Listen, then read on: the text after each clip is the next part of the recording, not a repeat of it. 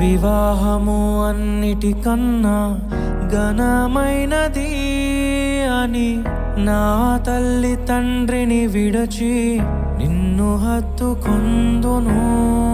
క్రీస్తు యేసు సంగమునకు శిరస్సైయుండులాగున నేను నా భార్యకు శిరస్సుగా ఉండెదను. నా ప్రియ సఖివే నాలో భాగస్వామివై యేసును వెంబడించు సహవాసివై అంతము వరకు నీకు తోడయుండి క్రీస్తుని నీడలో ఫలించెదము.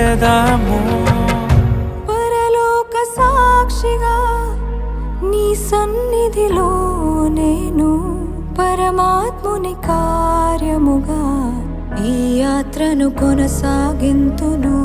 పరలోక సాక్షిగా నీ